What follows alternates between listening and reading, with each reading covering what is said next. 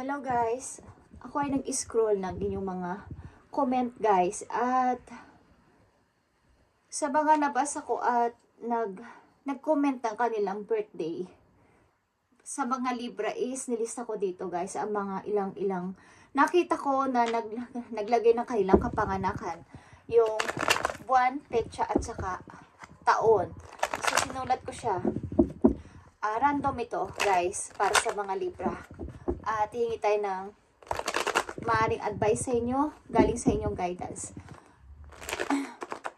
Simula ito, siguro 5 months ago, hanggang sa kasalukuyan na in-scroll ko. Okay guys, na nakita ko lang.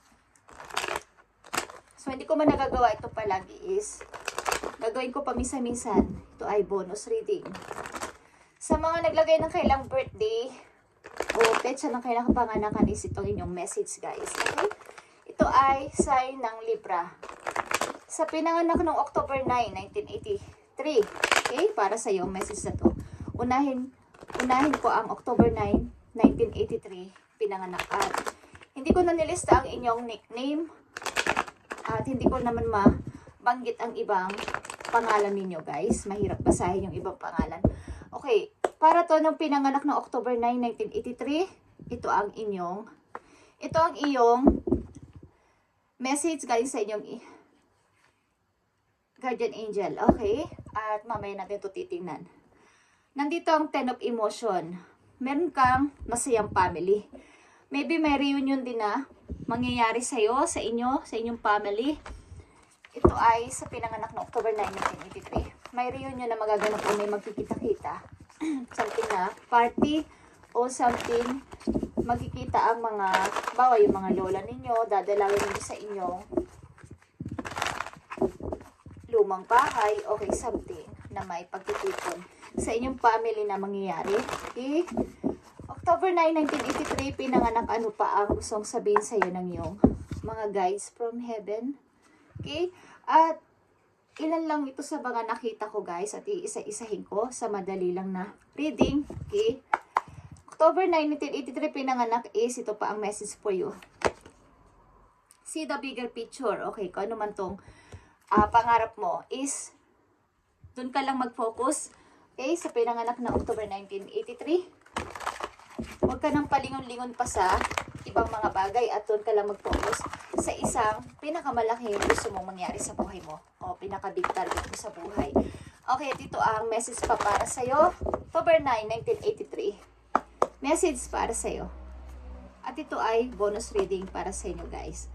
Andito ang The Emperor or Aries. Okay, kung kayo ay dealing sa Sagittarius or Aries is nandito.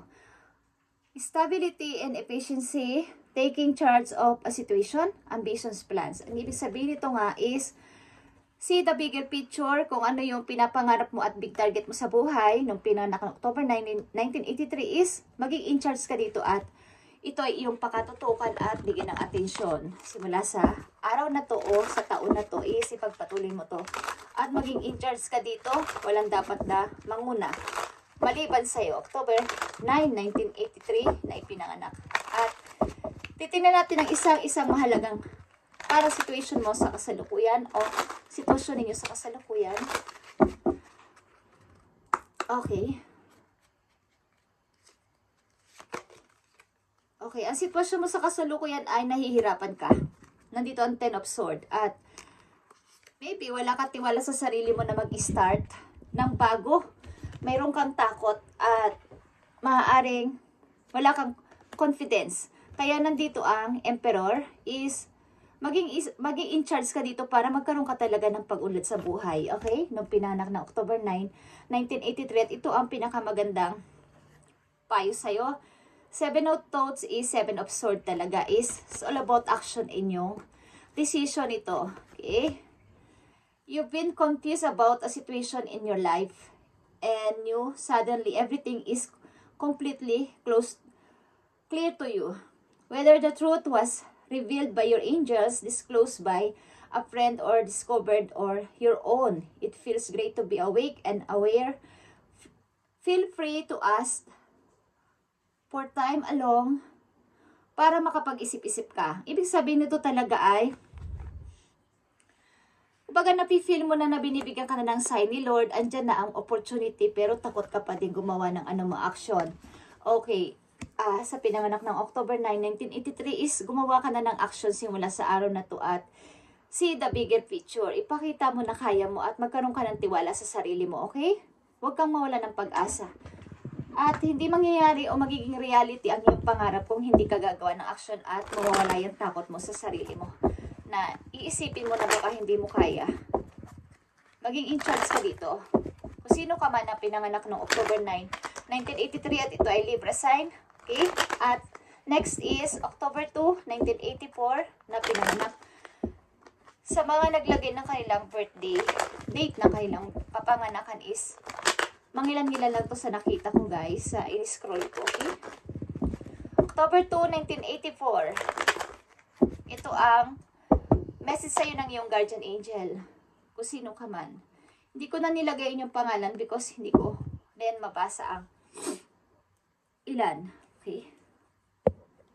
So, tingnan natin ang inyong message para sa inyo. Ito ay madali ang message lang at mahalaga. October 2, 1984. Okay. October 2, 1984 na pinanganak is ito ang iyong message. Kung sino ka man is para to sa'yo at alam nyo ang sarili nyo, kayo ang naglagay ng inyong kapanganakan. Okay, sa comment section. Okay. Anito ang message for you? Nandito ang open up to change. Okay. Magkaroon ka ng open, maging open ka sa pagbabago na pwedeng maganap sa'yo. Pagbabago. Maging open ka. Huwag mo isara yung sarili mo na sasabihin mo na wala ka ng pag-asa. Parang wala ng pag-asa. At sa pag-ibig, maaring may kakoneksyon ka. At malapit na malapit kayo sa isa't isa. Okay. Maaring ito ay water sign. Or air sign. Okay. October 2, 1984, pinanganak is ito ang iyong message. Maging open ka sa pagbabago. At maaaring simulan mo na ngayong spring. Okay. Kung may gusto kang baguhin sa sarili mo. October 2, 1984, pinanganak. Libra. 6 of Ariel is 6 of Wands, guys. Okay, material needs get fulfilled in magical and unexpected ways. Act of kindness, giving or receiving with a grateful heart. Okay. Sapagkat marami naman ang magtutulong sa mag-aalok ng mga opportunity.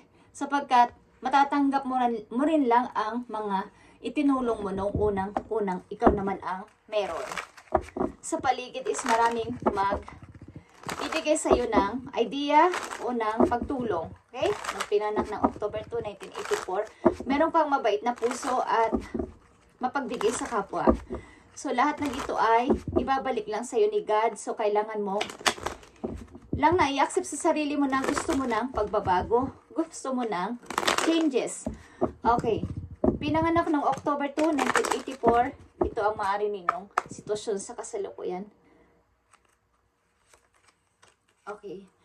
Andito ang strength or Leo energy. Andito din ang fire sign sa iyong chart. Kung mayroong energy ng fire sign sa iyong chart is maring ikaw ay busy tao at talaga matulungin sa kapwa. Maring kayo ay makapagkawang gawa, nagmi-mission, yung mga gawain na hindi naman masyadong, kumbaga, kahit wala namang ibabayad na malaki o wala namang kapalit na hinihingi is handa kayong tumulong sa anumang paraan. Kayo ay busy person. Kaya, nandito ang open up to change is nagkalat ang magandang mga opportunities sa paligid at panahon na para naman ikaw ay maging masaya sapagkat ikaw naman ay nakapagpasaya din sa ibang tao ng mga nakaraan mong taon. Okay? Nandito ang 2 of action is 2 of wands. Open up to change is 2 of wands is 2 direction, 2 ways. Huwag kang magpa-disturb sa mga makikita mo mga bagong bawa, meron ka ng gustong gawin kasama isang person at mga plano sa buhay. But may mga parang mga nang-aabala na, dito ka na lang, okay? Huwag ka nang palingon-lingon pa sa kabilang side, magkabilang side. Diretso lang ang tingin, okay? Trust in your ability to make excellent choices. There's opportunity all around you if you just continue to move forward. It may be time to take on a new partner who can help you be a success at your career or creative endeavors. Okay. Pumili kayo ng mga tao na makakasama ninyo sa mga plano na to. Maaring ito yung panahon na kailangan mo magbago o may kailangan mabago sa buhay mo. Okay, yung pinanganak na October 2, 1984. May mga, ito yung panahon o ito yung buwan o ito yung taon na kailangan mo ng pagbabago na sa buhay mo. At ikaw naman ang dapat na maging masaya this time dahil ikaw ay napakabait na tao at matulungin. At ito na rin yung tamang panahon para humanap ng mga new partner, hindi lang sa pag-ibig, bago mga kaibigan na din na tutulong sa iyo sa pag-unlad sa buhay. Okay? Sa pinanganak na October 2, 1984, ito yung message mo. At nung pinanganak noong September 30, 1963, tingnan natin ang iyong message.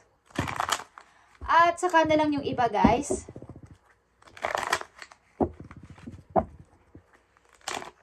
September 30, 1963, sa mga Libra.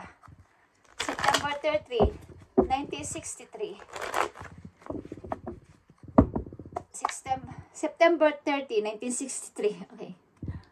Tingnan natin ang iyong message. September 30, 1963. Ano ba ang gusto sabihin sa'yo ng iyong mga angels? Mukhang ikaw ay masagana sa money. Okay, September 30, 1963.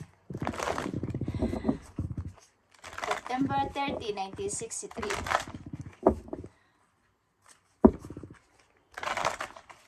Tingnan natin ang message sa inyo, guys. Pinanganak ng September 30, 1963. Nandito ang be humble. Okay, dahil ikaw ay siguro ay maayos ang pamumuhay, so maging mabait ka at panatilihin nakatapak lang sa lupa yung mga paa. Okay, huwag ka maging mayabang kung sakasakali na magkaroon ka ng kung may kaya ka sa buhay o nakakaangat-angat ka kaysa sa ibang tao. Sa paligid mo is be humble. Okay, September 30, 1963 pinanganak. Ito ang message para sa'yo. Tingnan natin. September 30, 1963 pinanganak. Okay, nakikita nyo ang Queen of Ariel at nandito din ang Nine of Ariel is nurture yourself and those you love. The ability to make anything more beautiful, practical, and wise advice. Okay. Maring ikaw ay matured na person. Matured na ang, kumbaga, sa edad or sa pag-iisip is happy ka at maging practical sa buhay sa iyong kasalukuyan. Kumbaga, maging generous o maging mapagbigay ka sa mga taong nasa kapaligiran mo. Kung ikaw ay nakakaangat-angat sa buhay, maaaring ikaw din ay talagang mapagbigay at mahilig ka sa mga, kumbaga, ikaw ay lapitin ng swerte. So, gamitin mo ito sa matalinong pamamaraan, matalinong pagdesisyon ang gagawin mo dito. Okay? Kung kayo ay may hawak na pera o may mga matatanggap na mana o may mga ari-arian is maging mabait kayo sa tao. Okay? Pinanganak noong September 30, 1963.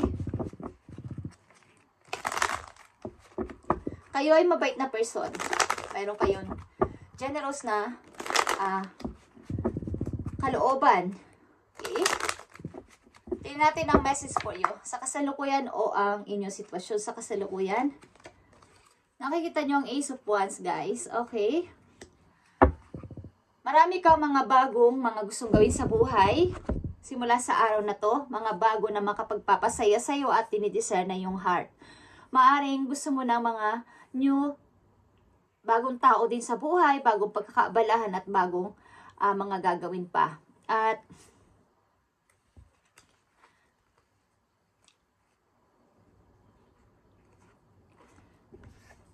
maging humble ka sa lahat ng gagawin mo sa buhay sapagkat ang ilan sa inyo dito ay, kung ikaw ay pinanganak noong September 30, 1963, maaaring ikaw ay may pera o merong tinatamasang maganda sa buhay o merong kayong kaya. Okay? At ito ang payo sa iyo ng iyong Guardian angel, helper of action is here. You're blessed with many wonderful things to do. It would be great if you could take the time to make a plan first, but you probably just have the time. So get busy. Follow your instinct and you are someone new and you're very self-assured, okay, capable and napakalabo na ng mata ko, and good.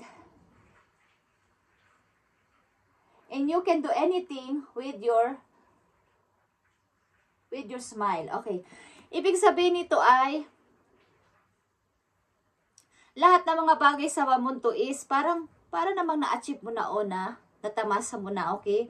Or nakakaangat-angat ka sa ilan mong mga kakilala, kaibigan o mga kamag-anak. So, kung gagawin mong busy ang sarili mo at gumawa ng mga paraan na bago sa iyong kasalukuyan. At lahat ng gagawin mo, i-plan mo muna bago mo gawin. At huwag pabigla-bigla sa mga desisyon. Kung ay maging practical sa gagawin o iisipin sa mga susunod na araw. Okay, at ikaw ay maaaring nag-i-enjoy sa iyong mga tinatamasa o natatamasa sa buhay. At maaaring kayo din ay nagbibigay ng mga mapagbigay sa kapwa. Kumbaga ay nagbibigay ng donation kung saan kapag kayo ay may time. Okay. So ito ang inyong message. Ito ay 3 muna sa babasahin because ito ay sobrang hahaba na at hindi nakakayanin ng pag-upload. Okay guys. Ito ay pinanganak noong October 9, 1983, October 2, 1984 at September 30, 1963. Guys, at ito ay sign of Libra na nakita ko sa comment section. Nag-scroll ako mula kasalukuyan hanggang 5 months ago siguro ako nag-scroll guys. Okay? At itatry ko pa yung iba. Kailangan mo natin itong i-meditate at ihingi ng advice o ihingi ng message sa heaven bago natin ito gawin. Okay? Thank you and God bless sa inyo lahat guys. At i-update pa natin to sa susunod pang araw. Thank you and God bless.